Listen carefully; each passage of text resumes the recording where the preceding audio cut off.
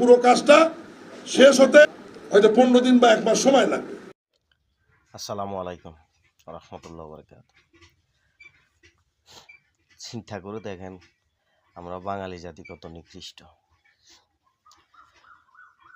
কেমন মানুষ আমাদের দেশের মন্ত্রী। চিন্তা করে দেখেন, নিজের মুখেই বলতেছে একটা রাস্তার কাজ করতে নাকি 15 দিন থেকে 1 মাস সময় লাগবে, অথচ সেই রাস্তার টেন্ডারটা হয়েছে উনার নিজের মুখেরই কথা। টেন্ডার হয়েছে গত বছর আগস্টে, ওনার নিজের মুখের কথা। আর প্রধানমন্ত্রী গেলেন কবে?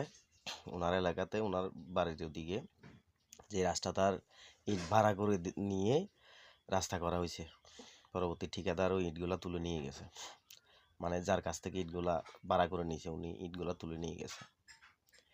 চিন্তা করে দেখেন, উনি নিজের মুখে বলতেছে 15 দিন থেকে 1 মাস সময় লাগবে রাস্তার কাজটা করতে। তাহলে গত বছর আমি চিন্তা করতেছি, গত বছরের টেন্ডার করা রাস্তা 1-1.5 মাসে কেন হলো না? আজকে এত মাস পরে আবার কেন ইট ভাড়া নিয়ে রাস্তাটা করতে হলো? আমার প্রশ্ন হলো সেটা। দয়া করে উত্তর দিয়েন আপনারা, আর বাকিটা পুরো ভিডিওতে দেখেন আপনারা। যে রাস্তাটি নিয়ে আপনারা বারবার নিউজ করছেন, এই রাস্তাটি গত বছরের আগস্ট মাসে বা পরবর্তী সময় ওটা 86 লাখ টাকা টেন্ডার হয়ে গেছে, ঠিকাদার নিয়োগ আছে।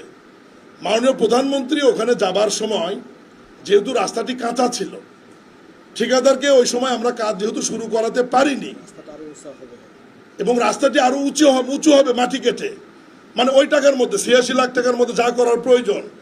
আপাতত প্রধানমন্ত্রী কোনো এলাকায় গেলে বৃষ্টি বাদল হতে পারে, এই সম্ভাবনাকে মাথায় রেখে আমরা ওই চলার পথটুকু ইট বিছিয়ে দিই বা খোয়া বিছিয়ে দিই বা রোলার দিয়ে রাস্তাটি সুন্দর করে দিই।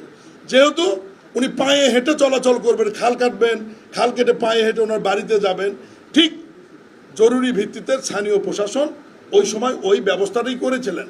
এখন সেই ইটটা যদি ভাড়া নেওয়া হয়, এটা তো খুব একটা অপরাধ হয়নি। পুরো কাজটা শেষ হতে হয়তো 15 দিন বা 1 মাস সময় লাগবে।